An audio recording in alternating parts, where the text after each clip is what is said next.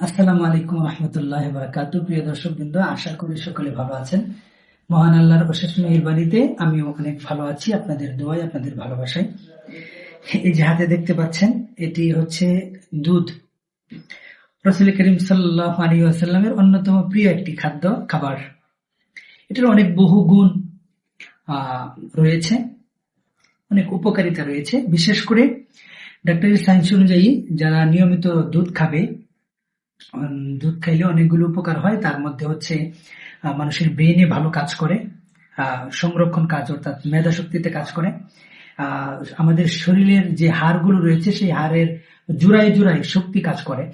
মূল যে বিষয়টা হচ্ছে এই যে দুধটি দেখতেছেন, আলহামদুলিল্লাহ, আসলে ভালোবাসার কিছু জিনিস বাধ্য হয়ে শেয়ার করতে হয়। আমার একজন মুসল্লি আছে, আমি যে জুমা পড়াই, আমার জুমা মসজিদে একজন মুসল্লি আছে, বুবা একটা ছেলে।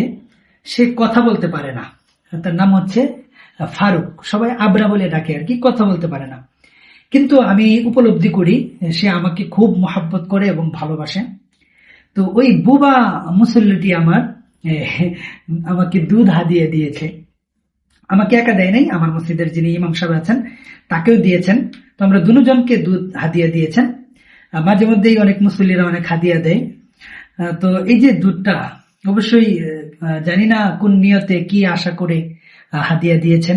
আসলে উলামায়ে কেরামদেরকে হাদিয়া দেওয়া, এটা যারা দেয় বিশাল বড় মনের অধিকারী। আল্লাহ পাক তাদের মনের মধ্যে আরো বেশি বরকত দান করুন, শক্তি দান করুন। এবং আমার প্রতি, আলেমদের প্রতি তার এই ভালোবাসা আল্লাহ তাআলা নাজাতের উসিলা করুক, এই প্রত্যাশা করছি।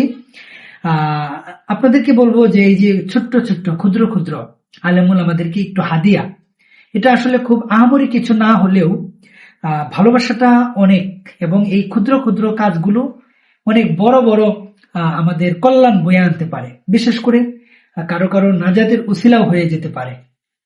তো এই কারণে আপনাদের কাছে একটু শেয়ার করা এবং দোয়া করা, আল্লাহ পাক আমার এই বুবা মুসল্লিকে আল্লাহ পাক কবুল করুন, তার জানে মালে বরকত দান করুন, এবং একজন আলেম হিসাবে আলেমের প্রতি, আমাদের প্রতি, ইমাম খতিবদের প্রতি তার এই ভালোবাসা আল্লাহ তাআলা নাজাতের উসিলা হিসেবে কবুল করুন। এবং আল্লাহ তাআলা যদি তার কপালে, তার তকদিরে রাখেন, তাহলে আল্লাহ পাক যেন তাকে তার এই বুবাত্বটা দূর করে আল্লাহ পাক কথা বলার শক্তি দান করেন, সেই দোয়াটা করছি। আসসালামু আলাইকুম ওয়া রাহমাতুল্লাহি ওয়া বারাকাতুহু।